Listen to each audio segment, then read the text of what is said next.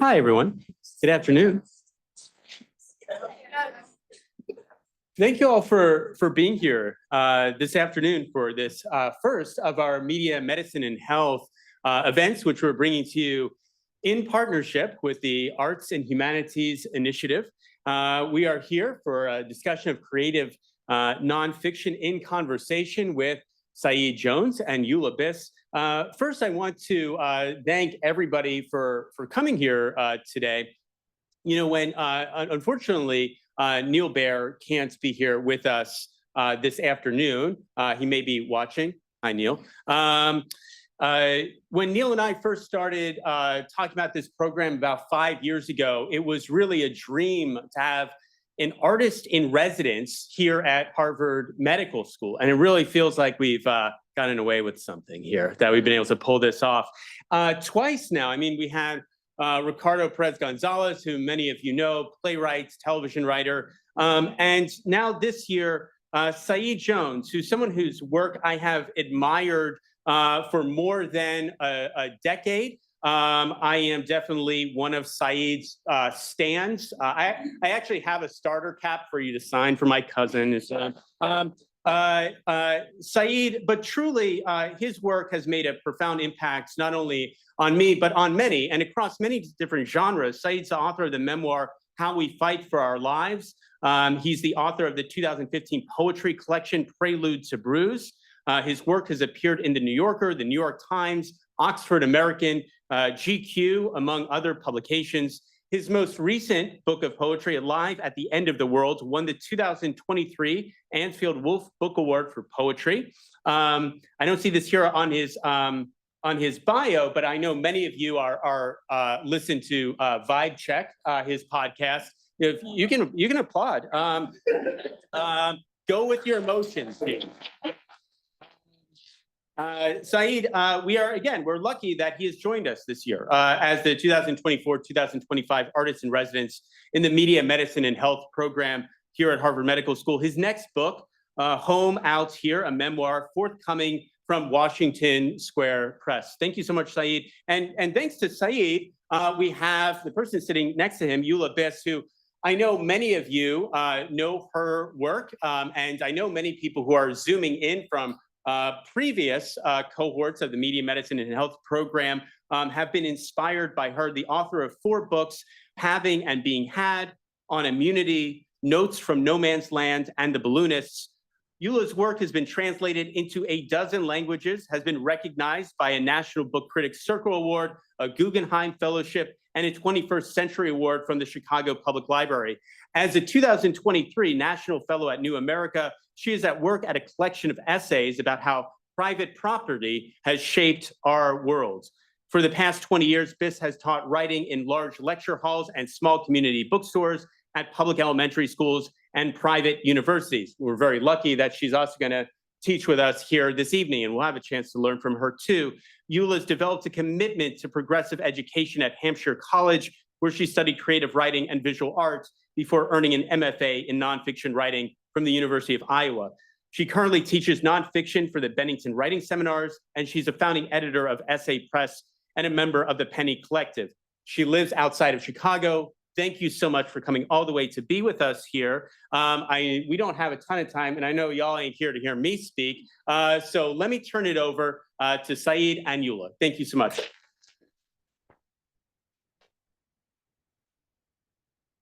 Can you hear us? Hi. So we are both gonna, am I going first? Is this, okay. All right. We both love to chit and chat, and we love talking with all of you. So we're both going to read 2 short pieces each from Work in Progress, which is always fun and helpful for us, and hopefully you too. And then we'll talk and answer some of your questions. Okay. Yeah, I came here knowing I was working on 1 book, Home Out There, my memoir, and now I'm working on 3 because it's been very fruitful. So I just want to say thank you. I'm your collaborator as well as a teacher here. Okay, so I'll read these 2 pieces and we can talk about them later. Oh, Gen Z. Okay, Nickelodeon. I think they probably still show Nick at Night, but when I was a kid in the 90s, the shows that they would show Nick at Night were shows like Bewitched, Gilligan's Island, I Dream of Jeannie, what? Brady Bunch, Dick Van Dyke Show, and those come up in this piece. Okay. Nick at Night, Memphis, Tennessee, 1993. Home is a kind of ease, a lightness in the shoulders, not just the absence of sharp angles, but a rich innocence of them altogether. You don't yet know just how much you don't know. You're too young to have met a sharp turn. It's true that the memories of this time that the memories of this time in your life will soon become hazy, even dreamlike. This history will live in your body as a feeling, a breeze that wanders through your soul's archive. But it's there, Saeed. It will always be there. You've just come inside after dashing through the fireflies in Grandma's backyard. She's taken her quiet back to her bedroom. She likes to read her Bible alone, leaving you to watch Nick at Night alone. You might have to work the antenna a bit to see Lucy and Ethel clearly. If there's a thunderstorm tonight, Grandma will come rushing back into the room, insisting that you help her unplug all of the appliances as you pout and watch Dick Van Dyke wink at his kids just before the screen goes blank. You don't know how to tell her that you aren't afraid of the sky. You're too young to express your bravery and too young to understand your lack of fear. Luckily, there isn't a cloud in the sky tonight. You and your grandmother, separate in your togetherness this evening, wear the summer solitude like a light blanket. Finally, Samantha rides her broom onto the screen. The theme music feels good. The way she wiggles her nose when she makes magic feels good. You try to move your nose in the same way, I still can't do it. You try to make magic, but you never quite get it right. You would practice in the bathroom mirror if you were tall enough to see it. It's fine though. Even not getting the magic right feels good.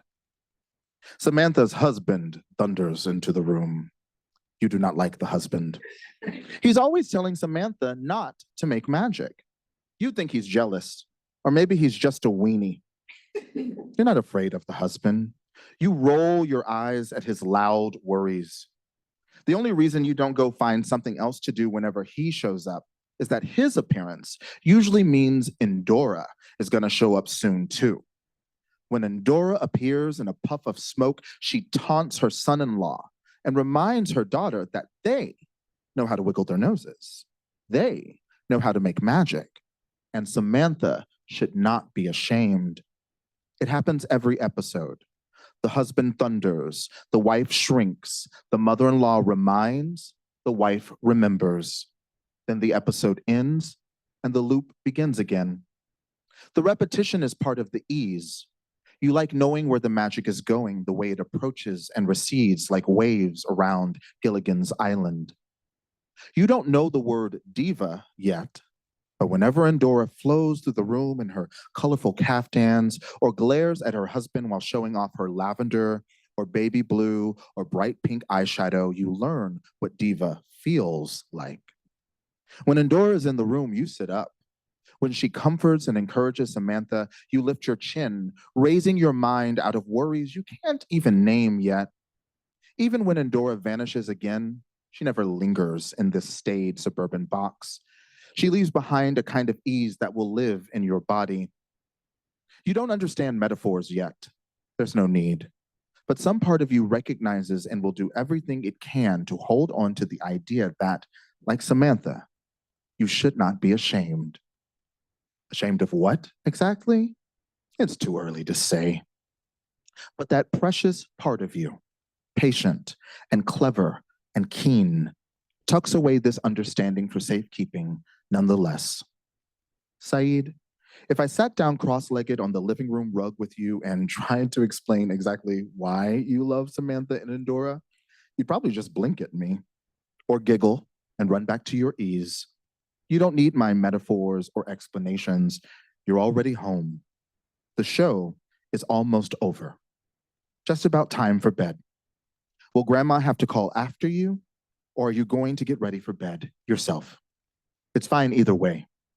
You don't even know what wrong feels like.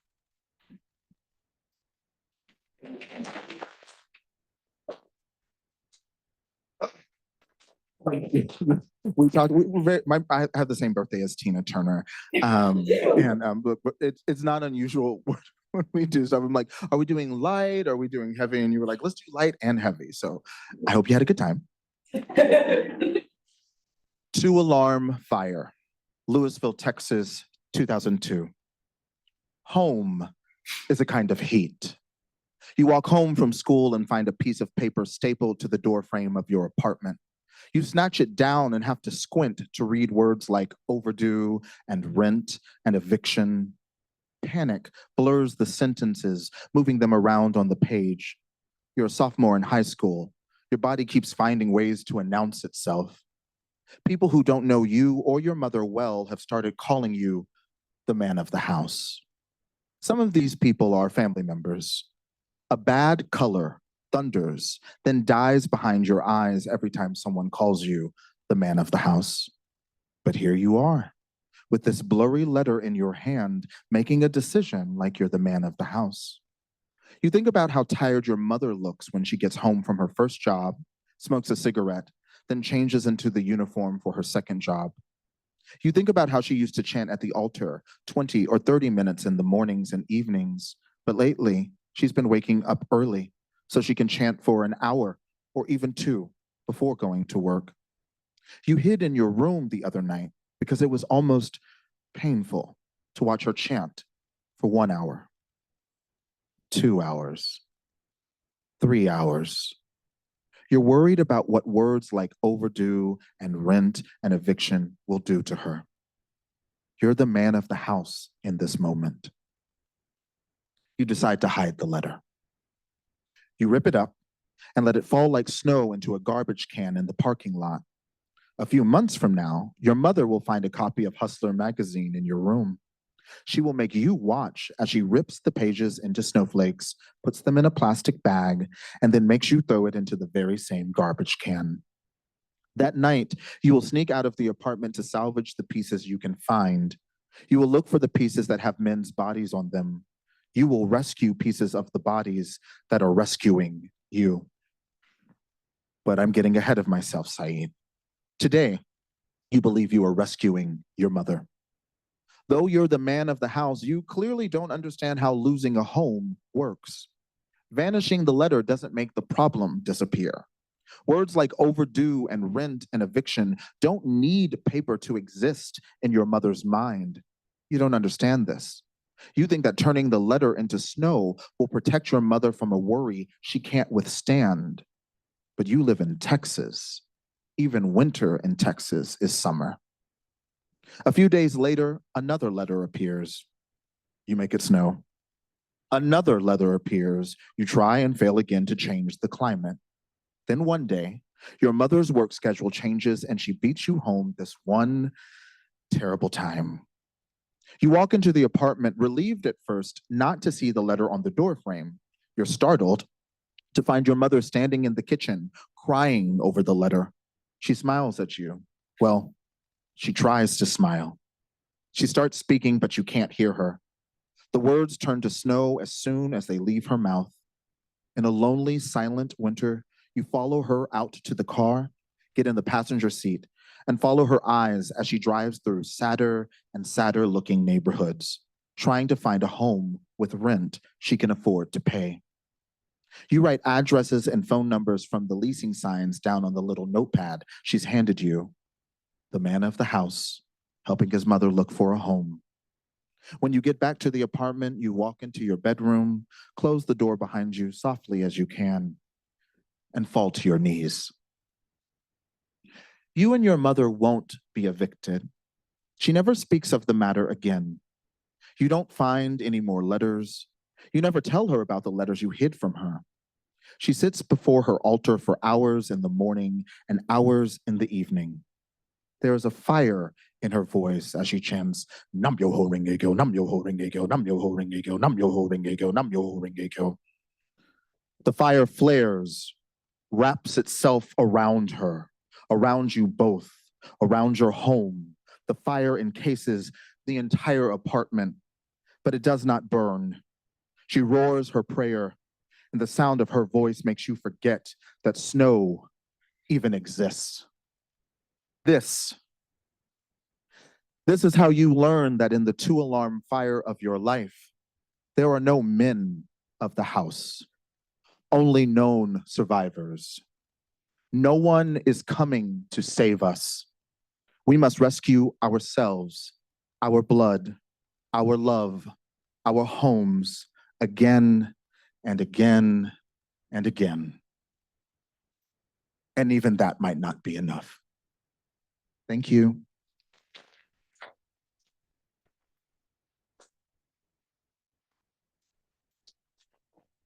Thanks, Saeed. Ooh, can you hear me? I sound like nothing after you. There's like nothing to my voice. It's like this is a voice. It's definitely not enough of a voice. One of the many things I love about Saeed is his willingness to share work in progress and work that's new or unfinished. And some writers are really stingy this way and won't even talk about work in progress, let alone read from it. But it's really exciting to me, and it's inspired me to read some really new work that's not in print. And this project is so new that I don't even know what it is. So I don't even know what to tell you about it because I don't know what's going on here. Other than that, these are all little titled pieces that all have something to do with horticultural terms. So I'm taking horticultural terms and seeing where they'll lead me. And I only have 3 pieces so far. I'm going to read you 2 of them. So you're getting 2/3 of this project right now. And this one starts with a quote from a line of poetry: the force that through the green fuse drives the flower. This piece is titled Force. It isn't nice gardening, and it isn't natural. It's done by force mostly, what isn't done by time or accident. Simple force, a shovel driven into the earth, roots severed, tiny tunnels collapsed, naked grubs exposed, many small catastrophes within the dark world of a single whole. The force of gardening isn't incidental. It's the primary pleasure, the pleasure of making something happen. You hear the lack of this pleasure in the resignation on the other end of the phone, in the voice that says, "There's nothing I can do. I don't make those decisions." The vacancy left by unsatisfying work isn't filled by leisure, but by work in the garden, where you indulge in blunt and basic force. Force is the gardening term for making a plant flower or fruit ahead of season. Rhubarb can be forced into early growth with just an overturned bucket, but clay bells are specially made for that purpose, cast in terracotta identical to relics from the 19th century. In her 1910 Manual of Gardening, Liberty Hyde Bailey describes the forcing hill that can be used to bring earlier yields of rhubarb. The forcing hill is made by putting a box over the plant and piling soil or hot manure around the outside, so the plant is growing inside a small hill insulated from the frost. A series of sketches illustrate the evolution of this concept through escalating infrastructure: wooden frames with a hinged lid of glass, then frames set over a bed of manure, then a larger structure sunk into the ground deep enough for a person to stand inside, with a glass roof and a trough full of fresh manure. The next sketch includes pipes for hot water, revealing where all this is going, towards plants forced to grow indoors. In Japan, the Hatsumono strawberry, the first strawberry of the season, can be sold for many times the price of later strawberries. Most of the strawberries in Japan now come from gas-heated greenhouses, and the first of the season arrives in December rather than April. The open-air strawberries of early spring, reddened by the midday sun while still holding the chill of night in their white hearts, are grown elsewhere and shipped in. That's farming. The force of the market isn't felt in the garden, not so much as the inevitable force of the earth tilting on its axis, the approach of the killing frost that brings the tragedy of bad timing. There's a strange pleasure in this too, in meeting the demands of the season, in being driven by time as your sole overseer. I don't force rhubarb as I'm not alert enough to get ahead of it. Rhubarb is my clock. the emergence of those first crinkled leaves from their tight cowl, announcing that it's time to begin work in the garden and that I'm already likely late. Rhubarb commands the first planting. Press a seed into the soil and you light a fuse that will uncoil underground. At first, there's only a slight swelling, almost imaginary, a fragment of dirt displaced. Then the seed casing splits and the chardlings unfold their long leaves and stand up on their slender pink stems like a flock of flamingos. Some will be lost to damping off, a sudden shriveling of the transparent stem, the whole plant collapsed, or scratched out of the ground by an unseen animal, or gnawed off by an army of pillbugs marching out of last fall's leaves, tiny tanks rambling across the low terrain. It isn't easy gardening. Any force applied to the project of making something grow is met with an array of opposing forces. This, the sensation of force meeting force, is invigorating in its way, or at least edifying. When else do you feel it? The palpable pressure of an ecosystem, the weight of other kinds of life bearing down on your own, the limits of your own will.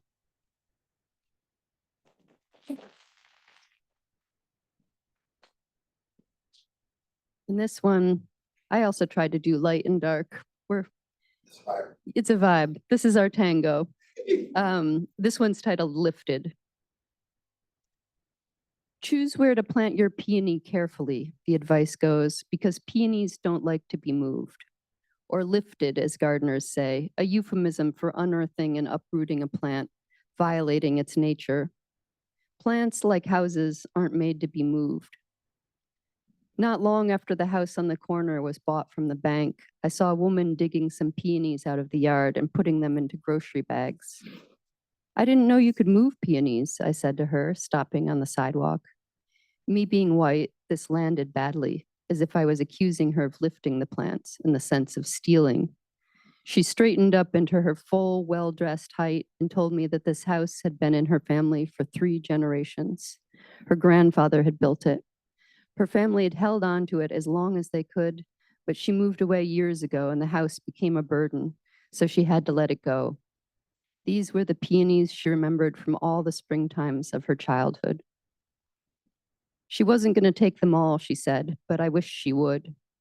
Before the bulldozers razed that yard, I had already lifted 2 of my peonies, poorly placed in the deep shade of a tree that had not been there when the peonies were planted 50 or 70 years ago, probably by the same German immigrant who built my house in the 1930s. By then, Black families couldn't purchase houses on this block or the next, but those who had come here before 1900 remained.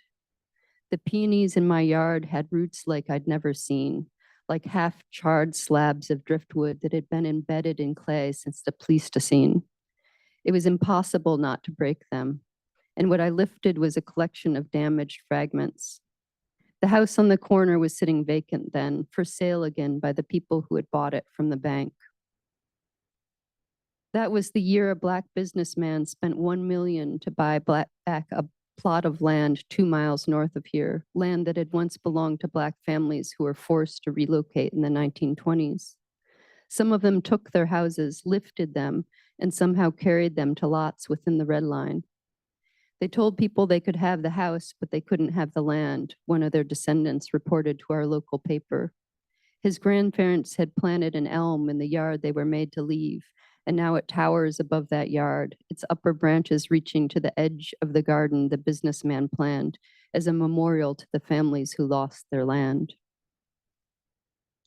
By the time the new sod was unrolled on the corner lot, now unnaturally flat and void of peonies, I knew something of what it cost a peony to be lifted.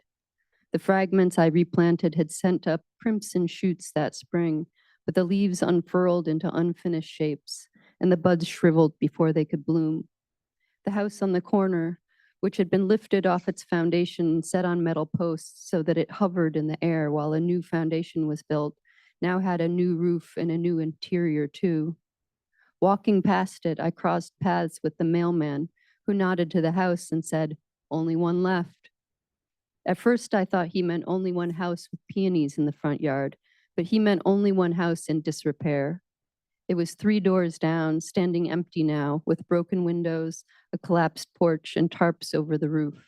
Like the house on the corner, it had been owned for 3 generations by a Black family before it was lost to the bank. At the far end of the block, on the other corner, is the biggest, grandest peony in the neighborhood, in the front yard of a house owned by a Black man who keeps an immaculate lawn with precision edging.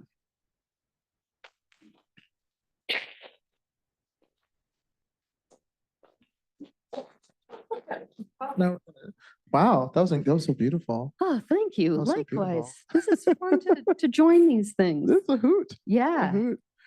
I love. I feel like, yeah, in both of these, all 4 of these pieces, there is. It's thematic, but there's like there's a gender dynamic, and it feels like soft power. Like gardening, is perceived as the realm of the domestic, of the feminine, sometimes even the white feminine. So I think it's interesting, this tall Black woman, and a mother praying, or a soon to be gay boy, watching TV. But there's force in all of that. Like, what's going on with us? What's our vibe? Yeah. What I think part of it is, this is like such a long time interest for me. Like what you can do with the things that are considered small, domestic, feminized, like the particular kind of force those spaces can exert on a reader. Like even that these pieces are really short, for both of us, we're writing like, under 1,000 words. But the domestic space too is like, there's so many messages that even just taking that as your subject matter is like unambitious or small. And so I feel like we're both pushing against that idea, in like, I'm going to take a small space and make it bigger, is like one of the impulses of this writing. Oh, I love that. It's so funny. I mean, I wonder if you feel this way, but it's like you're writing, and particularly coming to this as a poet, and I know you started with poetry as well. And you see it in her writing, like it thrives word by word by word. It's like you're so focused on just trying to get the line right, and the paragraph, and tell the story, that sometimes you don't realize things until you literally have to read it out loud or talk about it. And I hadn't really thought about, I mean, obviously, like the man of the house, like, right, and that idea has been haunting me for years. There's like touches of it in How We Fight for Our Lives, but it's like, so it's actually interesting, the politics of choosing to write about domestic spaces, even when you don't realize in an explicit way there's something radical going on. Yeah. And have you felt those politics, like in your writing, in your previous memoir? Have you felt like any, I don't know, any writerly impulses around like moving with or against the ideas about what memoir is or what it can do? Yeah. I mean, with How We Fight for Our Lives, I was like anxiously, painfully aware, in particular, of, okay, I'm writing about my mother who passes away. My mother passes away about 8 years after this piece. And so, what does it mean to write about someone who is not here, and has loved ones who are here? How do you honor her on the page, out of deep love and deep respect and grief, but also hold her accountable? That was on my mind a lot. And then, what was the other thing? Oh, I was really aware of men thanking the women in their lives. Like I always, I'm sorry, I laugh, but I just like would always have this image of like the most sexist rapper imaginable taking the stage and winning an award and being like, I got to give it up to my big mama. And I'd be like, really? Like, huh?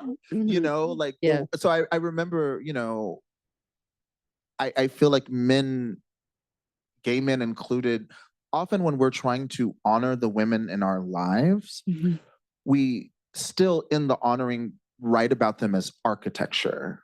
less Mm. than people. We Mhm. idolize them to the point that they're not even human. And what you're saying is like, you're an infinite natural resource that I will exhaust. Mm. So I was really aware of that. Mm. And yeah, I Mm. think with this book, I think I'm still kind of learning a lot of what I'm pushing against. But I Mhm. will say, this book is, I think, like out of the Black church, call and response. These two pieces are a call and response, but the book Home Out There, it's as much about like the homes we leave as Mhm. the journeys out into the world. And so yeah, I'm certainly thinking about that. And I guess I would just say, there's a history of travel writing. I mean, travel writing comes out of colonization and empire building. It's very violent. And so that's one thing that I'm always trying to be aware of, Mhm. while I'm doing my own Mhm. work, how is the work functioning, as we talk about in Mhm. my workshop? Yeah. Mhm. To just like jump into one technical aspect, like something that I could hear in your work and that I know I was playing with too, was just repetition. You said call and response, and Yeah, which yeah. I definitely hear and hear. You're even calling to yourself and responding to yourself in here. But there's also repetition that, coming back to an image, coming Yeah. back to a word. Uh-huh. And that I do think of that as maybe a tool that I learned from poetry and brought into prose. But do you have thoughts about that tool, that usage, what it does for you in the page? Yeah, I love it so Yeah. much. It's hypnotic, first of Mhm. all. I'm always like, um, persuasion was Aphrodite's domain, rhetoric, because rhetoric is about seduction. Mm. And we have some really wild, subversive ideas contained in our work. How do you bring people in? Mm. And it's like, Mhm. this Mhm. is going to be a essay about housing and gentrification. It's like Mhm. Mhm. it impacts people's posture when they Mhm. expect that going in, but when you're Mhm. like, oh, the peonies. So I love Totally. that. And then yeah, on the in terms of sentence structure, repetition's really powerful. And obviously, like in Two Alarm Fire, it's the chanting. Mhm. And I literally grew up. I mean, clearly, that is the sound I grew up with, was like the sound of my mother chant, and I would chant with her. Twice a day. So rhythm, repetition is just. Mhm. I think it's in my DNA at this point. Mhm. My mom was like, I was chanting on the delivery table at the top of my lungs. But yeah, and then also, you can use it to. I found being a poet, it was really helpful because it allows you to like embody ideas and how memories and like psychology without like Mhm. so I kind of like I was like squinting to read this letter because I was immediately so worried that I couldn't Mhm. even like concentrate. And Mhm. so then the words like eviction and rent Mhm. Mhm. and lease, that again and again, the way it's almost like your anxieties can hijack you. I think Mhm. that's what the Mhm. repetition is doing. Mhm. What about you? Yeah, I think it, I'm trying to remember what grade I was in when I started being admonished in the margins for any kind of repetition. I had a teacher who would write PWC, poor word choice, if a word was repeated. So it was like against the rules. And I still have students actually who've been taught this way, who've been taught, don't, if you use the word cow in the next paragraph, you should say heifer. It's like you should, every word should That's be. so funny. And it's funny because I do feel that way sometimes too. When I'm like, Yeah. oh, I already, yeah. Like verbs in particular. Yeah. There's this sense of like kind of grade school creative writing teaching, like vary your words. And I feel like I got trained into that at that stage of my life. And then poetry helped like bring me out of that, like bring me to the pleasures and uses of repetition. It's also, I notice it as a reader that repetition tells me what to pay attention to. It helps me see what a work is about. I think about this a lot because Baldwin uses it so much. These clusters of repeated words. He was a child preacher, so I think it's also coming out of that tradition. Yeah, right. There's definitely liturgical element to a lot of this. Oh, totally. Yeah.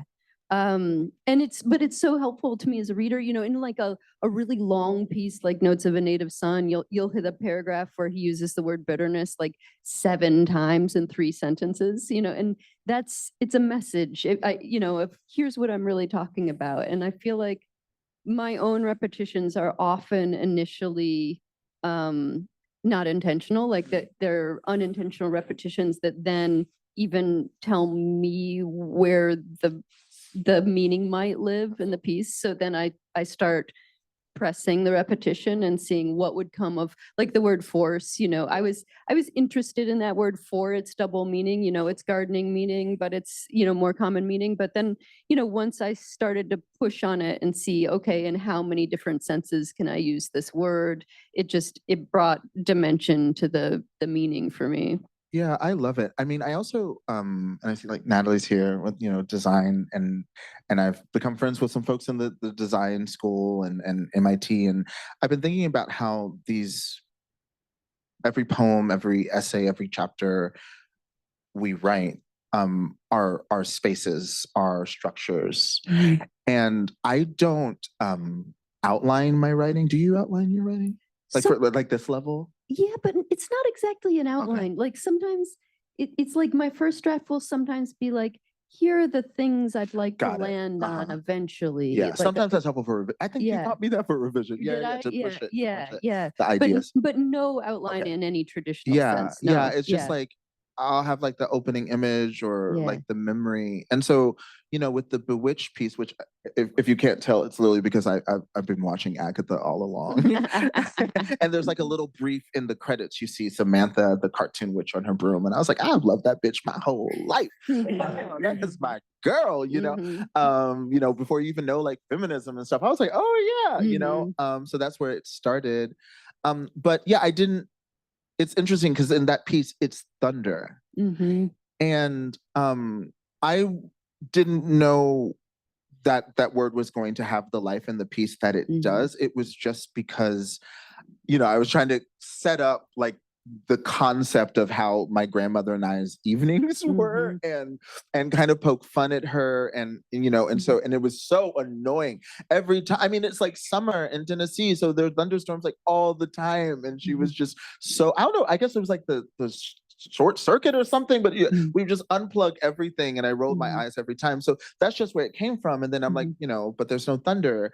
And so that word it's just like, I don't know why, but it was like so funny that then her husband thunders into the room, and then the way I like kind of do the loop of the episode. And so, it's organic, but what I find is like you're building the piece, you're using that repetition to kind of build the room. And our homes are visual repetition. You're like, oh, there's my couch, and there's my so I don't know. I've stumbled into it, and sometimes you have to push against it. Sometimes it becomes too easy, but it's useful. Yeah. So what about, because we're here, speaking to this really interesting program that's engaging with public health and medicine, I'm totally interested in where our work intersects with health concerns. You and I talked about this a little bit, but the big, defining feature of nonfiction writing being that it isn't fiction. So, but it's this huge genre with, work that doesn't bear anything in common, like so many different manifestations. But the idea is across this whole genre, the agreement is you're basically working with the truth as you understand it or interpret it. And I'm just interested to hear your thoughts. I've been doing a little thinking on this, on where that basic endeavor, like to tell the truth, intersects with public health or personal health. Oh God, in so many ways. I mean, one, I think we kind of see in both of our second pieces that like history and the systems of power that we've endured for generations is so important in your piece, that it lives, and it's really beautiful. I mean, wow, it lives in our homes, our structures, our plants. Like that is, I like 80 years. Like these, Mm. and peonies are my favorite flower, which I was talking to you yesterday. My favorite flower, and I love their brevity. Actually, Mm. they're very dramatic. Peony season is brief, and Mhm. but it's like 80 years. Wow! And then the violence of that rupture, and yeah, I think something that you and I are always doing well is, and it's funny. I mean, you have a bit of cultural criticism too, right? But like, even when we're writing about the specific, the small, the domestic, Mm. it's like there are all these little arrows Mhm. pointing an attentive and maybe even a lazy reader Mm. to the bigger systems, Mhm. you know, out Mhm. there. Like I realize like Two Alarm Fire is about the psychological emotional toll of housing insecurity. And this was Mhm. just our brush with it, Mhm. and really my Mhm. brush with it, you Mhm. know, but you know, in so many different ways, and we can talk about it. I mean, I wanted to show like it is so scary and humiliating, and like it everything, it makes everything else so much more difficult, Mhm. of course, right? Mhm. And so I just wanted to, in a brief piece, show that. But Yeah. yeah, what do you Yeah. think? Yeah, I've had so many thoughts on this. This was like my airplane meditation was on this. But you know, I'm also working, the other project I'm working on right now is about South Africa, and I've been doing all this research for years and years now into South African politics. And I was thinking about how, you know, one of the first moves towards healing this nation after apartheid was the Truth and Reconciliation, you know, Commission, which, you know, any South African will say fell really short of its promise of reconciliation.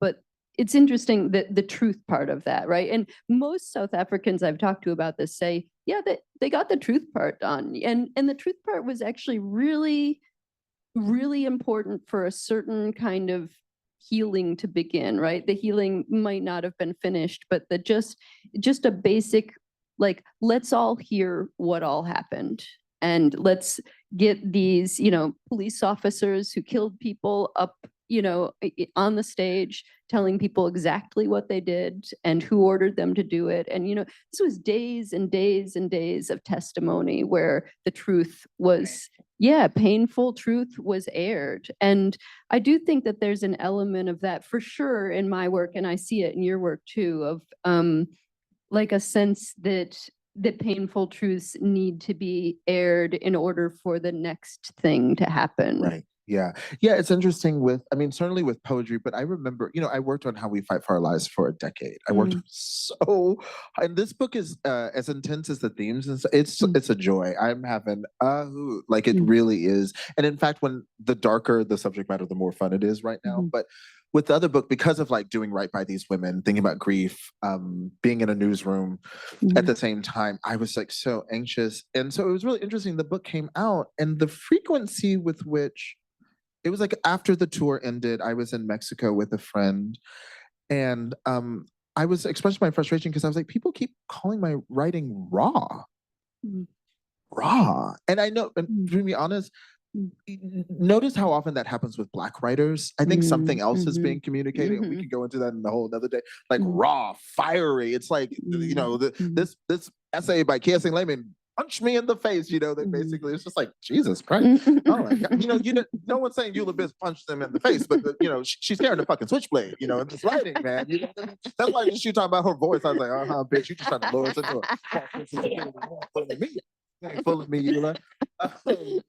But I was explaining to a friend, and she was like, you know, she was like, she was like, this is what they mean. She was like, Saeed, our culture it's like saccharine. We have such a sugar-coated relationship to the truth and reality. And so anything that goes against it, that ruptures that kind of sugar coating, probably does feel raw to people, even though I know you worked really, really hard and everything. And it's actually really polished. Yes. Super polished. That's why the word raw feels wrong. It is not raw writing. Yeah. Yeah, you know, the other dimension of that I think you're like coming right up to is like I guess in order to be honest or tell the truth on the page, you have to, in order to be honest with other people, you have to be honest with yourself, right? And that's like much easier said than done. It's really hard work, to You be can honest. sincerely believe you're telling the truth and be lying. It's wild. Totally. And it happens all the time, right? And yeah, in so many different venues, but I feel like that's one level of what makes nonfiction demanding. When you're doing life writing, is the asking yourself, is this the truth? Am I being honest with myself? And, and probing those places where you've not just been lied to yourself, but you have allowed yourself to be lied to. And, especially for me, this comes up writing about race, because I feel like that's one of the ways that white people have been damaged by racism, is that we've just allow ourselves to be lied to, and like happily. So we can reach adulthood and really have an infantile understanding of the country's history, of the social dynamics in the place where we live. And so for me, part of the writing, the work of the writing, is undoing that variety of damage that has been done through the racial system of oppression. It's like with the intent that this is, again, one step. Like, if we can resist all of the pressure towards believing these lies and lying to yourself, then there could be like a little inch in the right direction. But I think it's also like about, like, for me, I was thinking about like public health versus personal health. I think it's also about like one's own personal well-being, right? Like it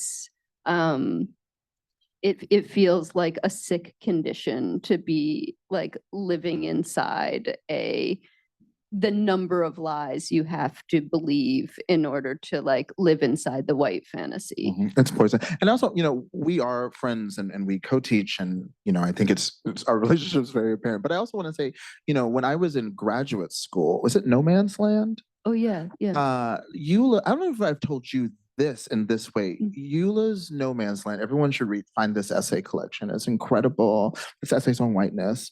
She was the first contemporary, but frankly, first writer that, like, a white person. And I was like, a white woman? And I was in grad school, so this is like 2008, 2009, to be clear. You know what I mean? We were talking about the 53% just a few years ago. You know what I'm saying? Like the first writer where I was like, oh, this white person you heard how she just explained like white childishness around I was like, oh my fucking God, this is incredible. This is incredible because it happens more now, thankfully, but it was so startling because the lies are poisonous. It's like the best, it's the most effective. Like, racism is so violent in so many ways, but I think one of its most incredible weapons is the way it's learned to make its poison sweet. It's honeyed, and you're like, oh, more of that, please. And you're like, baby, you think fentanyl is bad. You know what I mean? Yeah. So yeah, I think that's important because I think when I'm doing the writing, and I talk with my students, like it's just really hard. It's really hard, right? And many drafts, years. You sometimes I'm like, the revision is you just have to go out there and live, and then you come back and you have a little bit more it's difficult. And I think what it helps me understand is how bad the poison is, how effective it is, and like how hard it is to identify and then dilute and then clear out delusion, even when it's the project. And like, this is our craft. But I also think, like yesterday I was reading, I don't know why people still talk to Isaac Chotiner at the New Yorker, but he he just did an interview with this writer. You can read it. It's wild. And this writer is just like justifying the most horrible violence in Gaza. And at one point he's just like, every time I see a picture of dead babies on BBC, they're just trying to get me as a Jewish person to hate Jewish people. And I was like, what? Like, what? How is that your takeaway?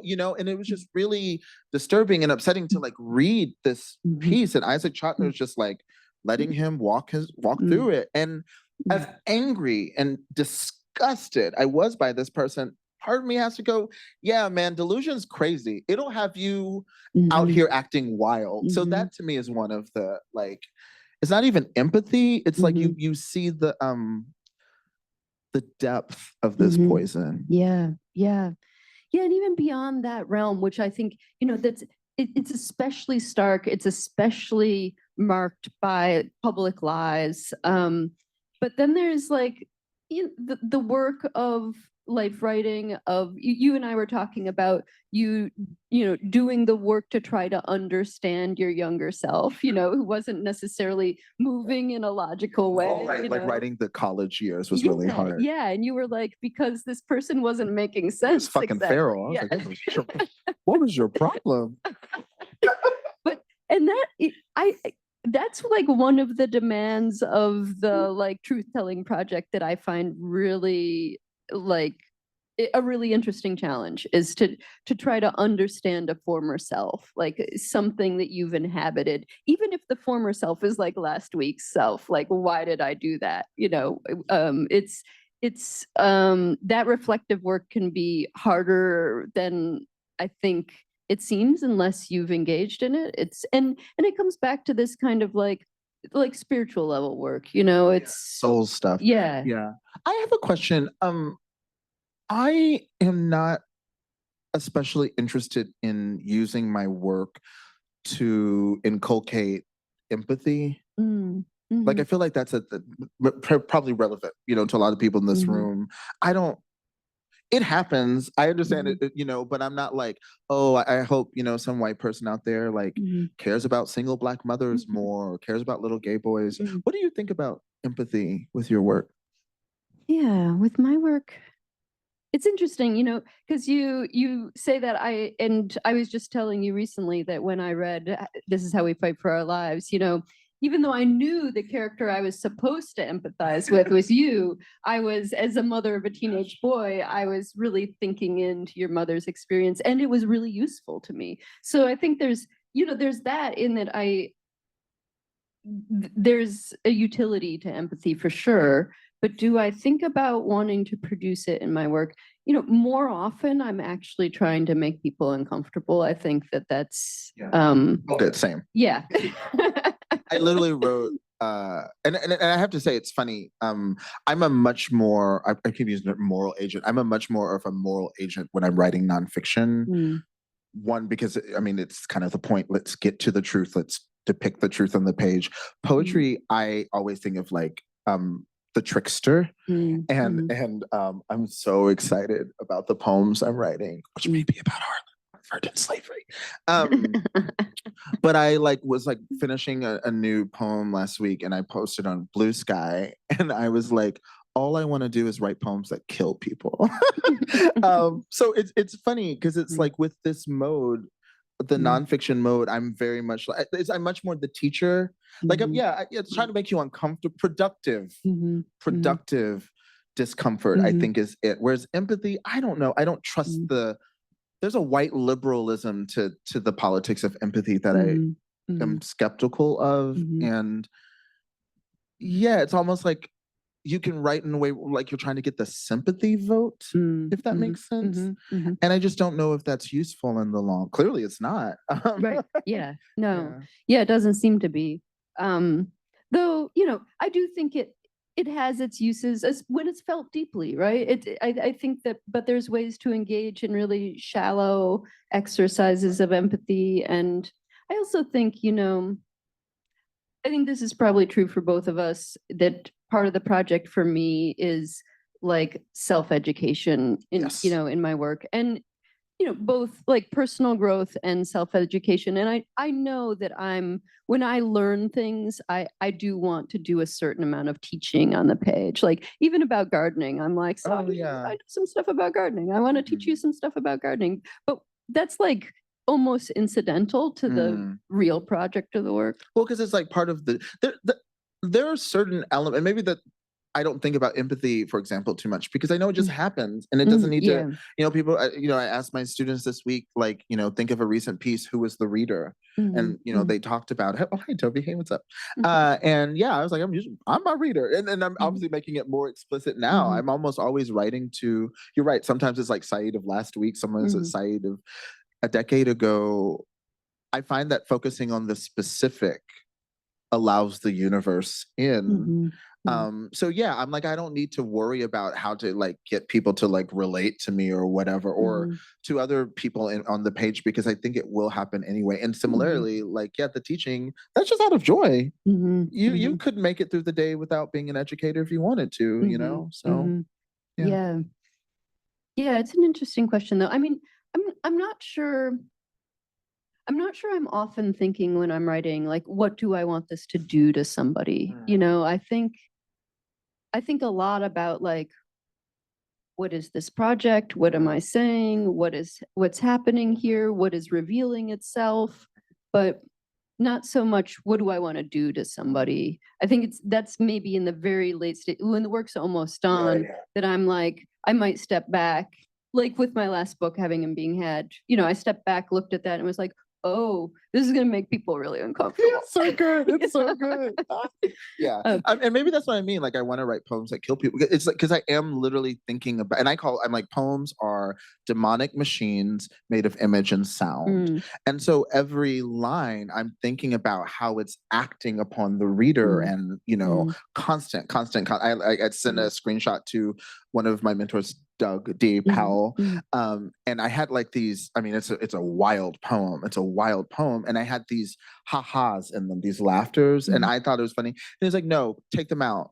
Those are moments of narrative relief. The reader doesn't get it. They're just gonna have to sit in it. And I was like, oh wow. So like, that's what, like, poetry, I do think you're a little bit more self-aware of intentions. But yeah, and also like, with memoir, there's so much more going on. So I think even if you wanted to have that kind of sense of intention, you get lost pretty quickly. You know, because I was like, okay, wait, what? I was like, okay, the Nick at Night shows. What am I? You know, you get carried away by the research, and am I doing right by the history of these neighbors? You know, and so and I love that. Something else takes over. Yeah. You know, there's this other thing. I'm just like hearing it in both of our attitudes as we talk. And I think for both of us, it runs strong. And I think of it as really kind of fundamental to the history of the essay in lots of different modes by lots of different practitioners. Is the essayist's posture is often a contrarian posture, right? So you're like, I'm sensing that people think that I should be eliciting empathy. And so I'm going to say no to that. My project's something else. I want to kill you, actually. It's, you know, and I have those same impulses, like almost as soon as I detect that there's something that I am supposed to be doing or that people assume that I am doing, it becomes a little bit of a project to cut against the grain. And that's like this essayist posture is oh, you thought this one thing, I'm going to show you the other. There's like, one of my colleagues used to use this like as an exercise for beginning essayists, was write about something that you love that everyone hates, or something that you hate that everyone loves. And it's just like a way of inviting people into that posture. You know, it was just, but I think some of us live there, you know, It's funny too, because like when someone's like, it's like 2 words, contrarian, provocateur. I'm like, I'm out of here. You know, I'm like, that's a Milo Yiannopoulos type. No, thank you. No, thank you. But it's true. I mean, and also it's just, and especially now, you know, we are inundated with takes, and we're inundated with sound bites and clips, and so much is bad faith. And that's like, you know, the Aphrodite, the seduction, where I'm like, people aren't even trying to, like, I think I said it somewhere, but I was like, are you trying to be right and win the argument, or are you trying to set people free? You know, and so the part of the contrarianism is not always necessary. I mean, sometimes it is just contrarian, but it's also just like contrary to the way people are using and abusing these forms. It's crazy. And I mean, like I've talked about in the class, like my workshop is like the memoir and how it functions within systems of power. What are we using these craft elements like repetition to do? And what does it say about our politics?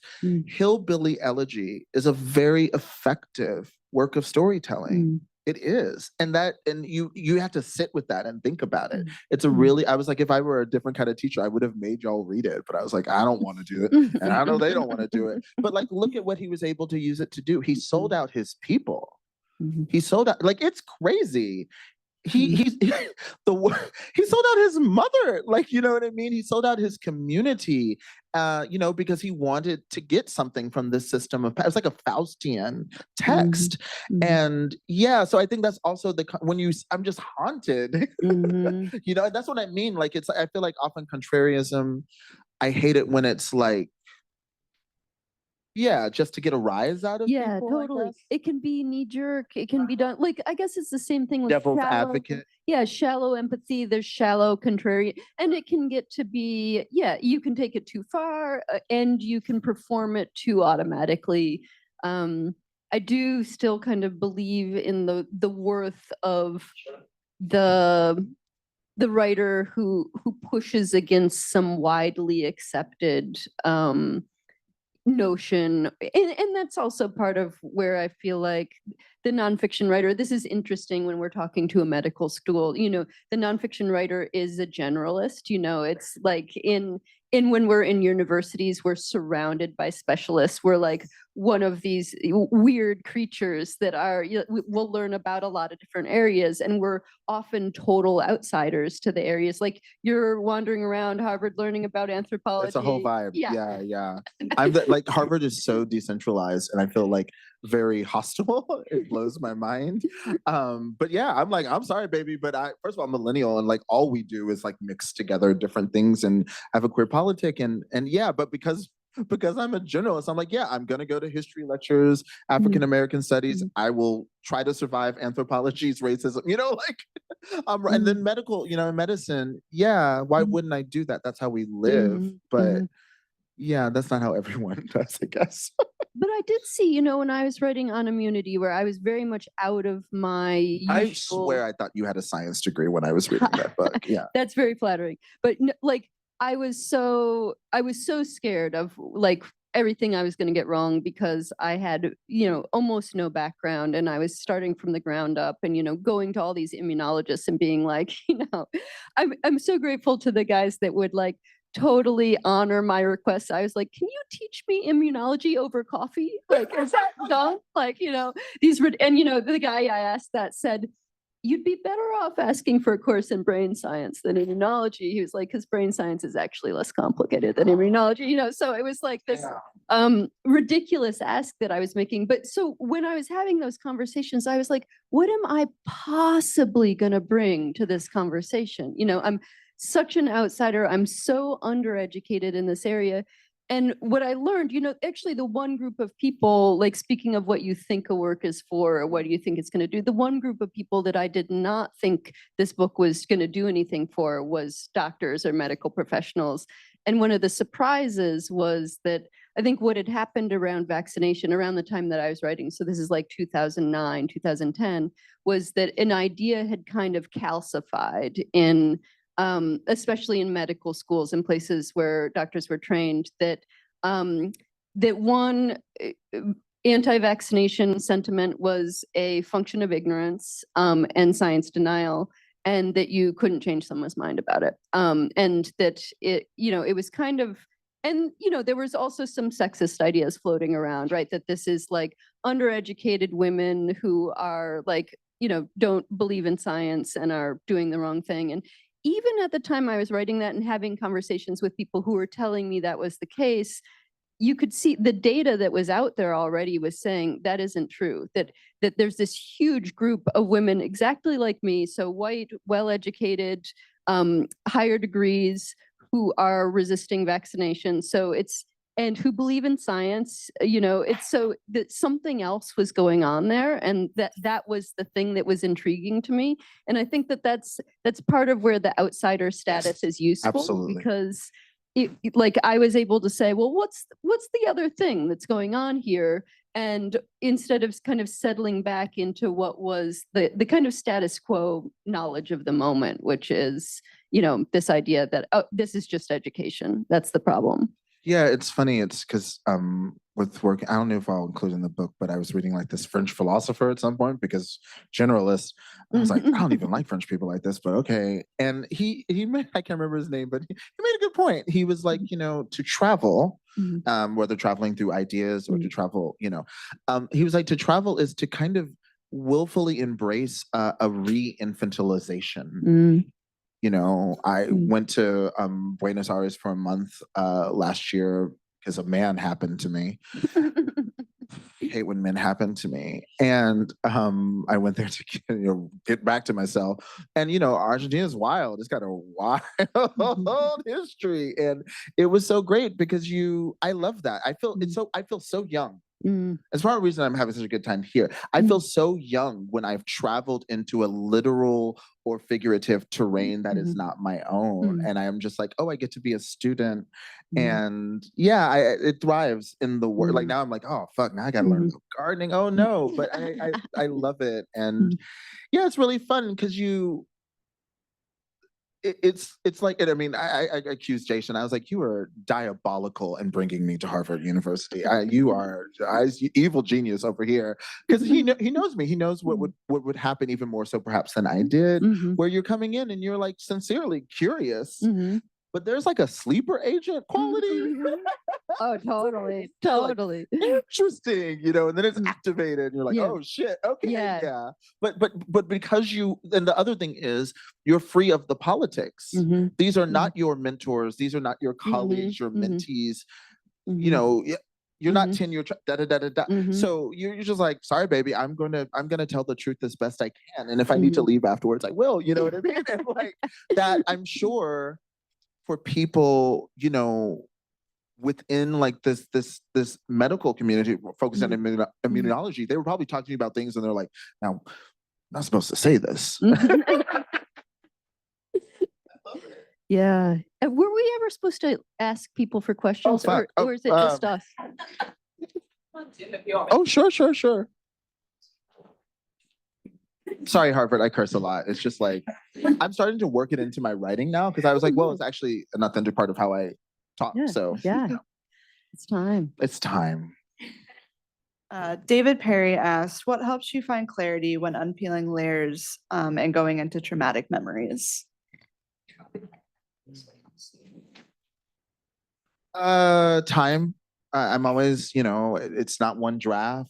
It's you do your best over a period of days or weeks. And then I think that especially fraught piece, you put it away and you go work on other things you do. Because it is, I mean, the repetition and all the things we talk, like it's clear that there's a seduction and a hypnotism that happens for the reader, but it's happening to you too when you're writing it. And yeah, I think with really difficult experiences, I've learned to contain the writing. So just a recent example it's based actually in Cambridge. I go for a walk, and long story short, I stumbled into learning about the slave revolt of 1712 in New York. It's an explosive moment in colonial history, and basically there's a slave revolt, and like they violently executed like so many. It's crazy, and I was like reading about it online, and so I wrote the first draft kind of based off of like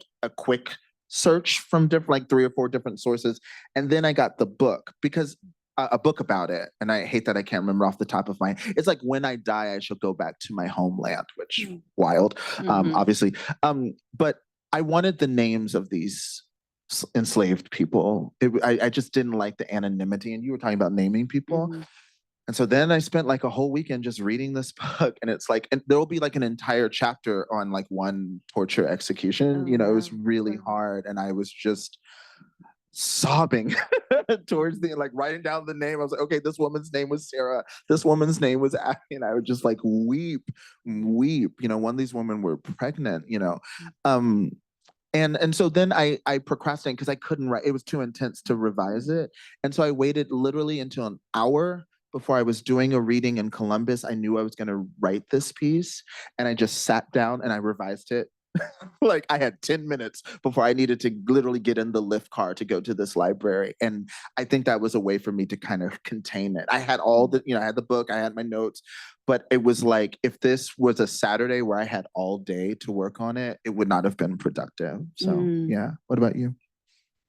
Yeah, what you said about drafting, I think for me, drafting is a process of moving towards greater clarity. Like I don't think most of my work, I don't think I arrive at like an answer to the question. I just arrive at like a clearer statement of the question, so, or some clarity. And I think when I talk to myself about my own work, I think that's what I'm saying is like, could this be a little clearer, or can I get a little clearer on this? And so that word clarity in the question really caught my ear, because that's what I'm always striving to. And for me, like you, it's draft after draft, and like I number my drafts because I have this delusion that I'll go back and yeah, I number them. So like when I do a significant change, that draft gets saved as, file that title and number Scared 2. of you. So they go up to like 20. 24, yeah. 86. Because it's to help with this like anxiety that, oh, I've made this major change and I might need to go back to the way it was. Sometimes I go back and get a sentence or a paragraph, or like I cut like 10 pages, and just move on. And mostly I don't go back, though, this already. But yeah, I think clarity is like, that's the project. It's a big question, because I think it is like, it's at the heart of the work. And I know I'm asking myself also, like, does this feel true? Does this feel right? Like, does this way of phrasing it seem true? And I also, 2 more things on this, writing about trauma. Okay, so one thing is that I've made peace with is, the best you can do is the best you can do at that time. And you are allowed to, like, the man of the house briefly appears in the memoir. One of the big themes of Home Out There is a moment where my grandmother is like reading like some Pat Robertson book or something. And she just looks at me, I'm minding my own business. And she just looks at me across the living room and she says, "Worldly, that's how you're acting now." And she just goes back to where I was like, Jesus fucking Christ, Christianity is just exhausting. And so I've written about that before. These are 2, hot emotional moments, but I'm writing about them again. So one, I would tell you, write it the best you can now. And then maybe later you return to it, you learn more. Maybe we get some more science on some aspects of whatever. But the other thing is, I just want to point out that trauma disrupts craft.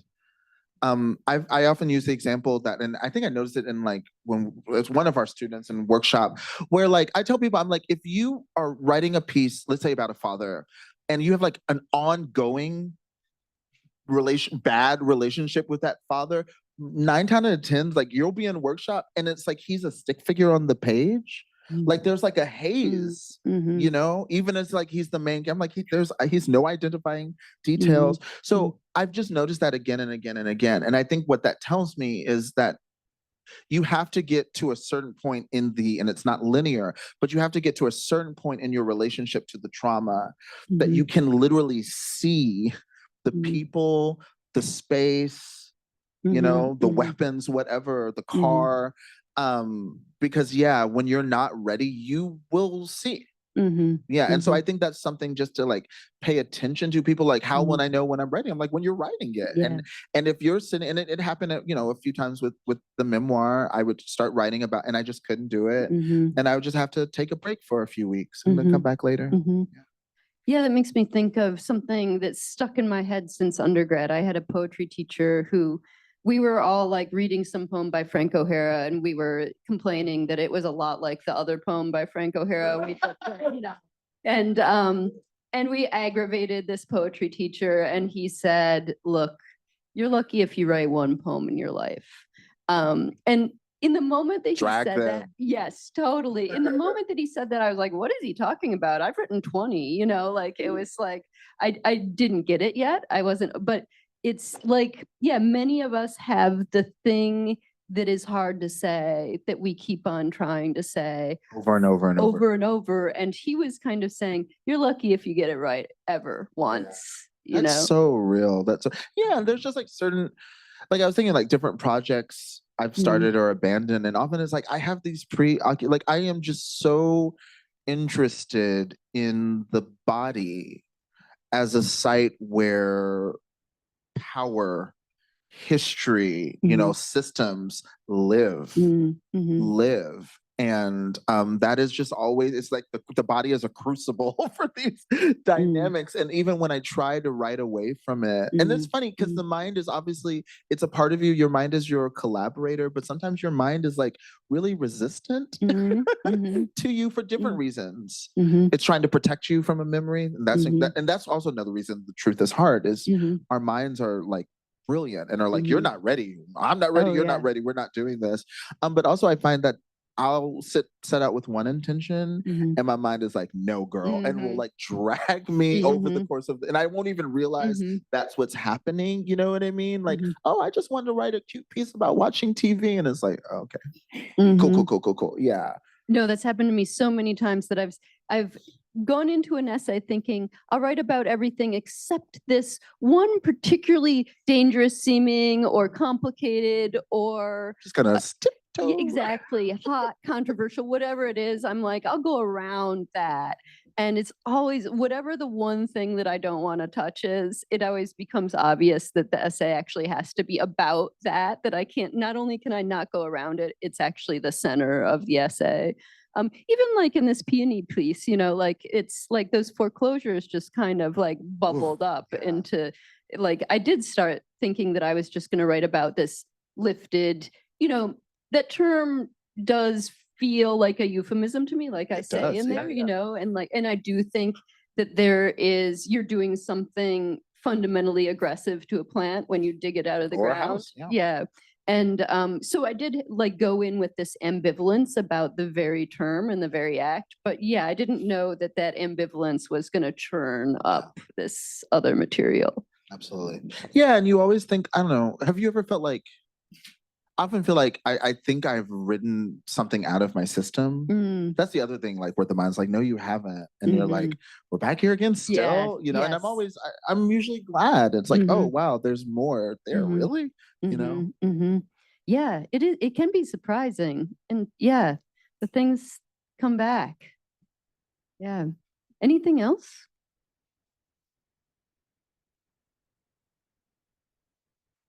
Oh, here. Yeah, we could. I'm Sharon from the MMH program. I really appreciate how yours work both like being so personal and powerful. I'll try my best to phrase my questions like I have the weird feeling because I also like to write personal stuff to reflect on like structural issues, but I always find my writings to be kind of weirdly determinism. I don't know how to explain this, but like when I try to write about like the motif and like craft a narrative about my life, I feel like when I'm reading it, I feel like, wow, why does it sound so determinism? And I feel like I'm actually when I'm writing myself, I'm distancing myself. When I'm writing others, I'm mediating others' life. There's definitely other kinds of nonfiction writing, like conduct interview, but that's different stories. So I'm just curious, like, do you ever feel this thing? And I mean, you know, what I would say to you as a teacher is pay attention to how you feel in reading other people's work that feels, because when you say to me that sense it's like overwrought, predetermined. We haven't even gotten there yet, but this narrative is so convinced of itself. It's almost like this, you know, and you're like, let it breathe. I'll give you another example. This is funny because I'm a poet, to be clear. And you know, I believe in writing beautiful language. I can think of, I'm not gonna name names, I'll tell you at dinner. Two famous, celebrated writers who are very talented. I don't enjoy reading their work, their prose, because it's too flowery. It's too flowery. I was literally like in the margins of a book recently. I was like, shut up. Because it was like so flowery. So, you know, I think to me, it's always like balance in all things. Like I'm a poet, often repetition, and you know, I love that. But I try to pay attention to, as a reader, when I'm like off put by it, when it feels unproductive, and then I try to use that to kind of weigh against my, because I can, like, repetition is like, it's nothing. The poetry is gonna, you know, and so I think, yeah, reading is a workshop. The books you are reading are your workshop colleagues as well and your mentors.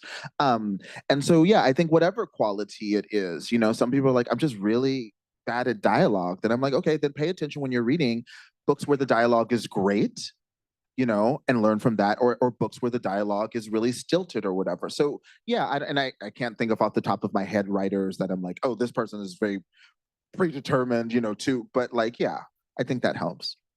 On that too. I mean, just the word that you use, this like overdetermined or predetermined, I recognize that from my experience of my own first drafts.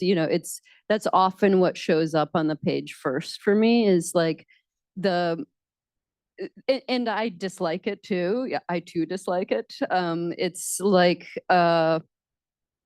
I think it's because my initial ideas, that the things that are right on top are the like predetermined or overdetermined ideas. And I have to write into and past that stuff. So I wonder if that same material just pushed further. For me, it happens through me either finding something to argue with, either myself or somebody else on the page, just to get myself further into the idea. Or sometimes I do a little research to unsettle my own ideas, to get myself thinking less sure of myself, I guess. It's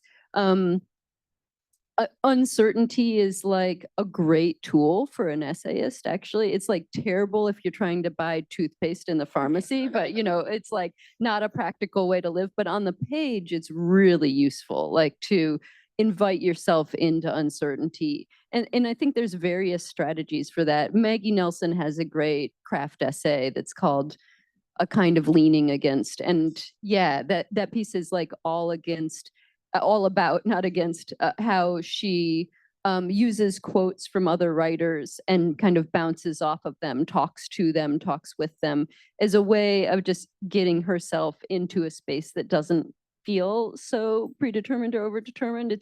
But I think there's various there's writerly tricks and psychological tricks that you can use, but I think it sounds to me like a drafting issue, like you need some more drafts to get past it.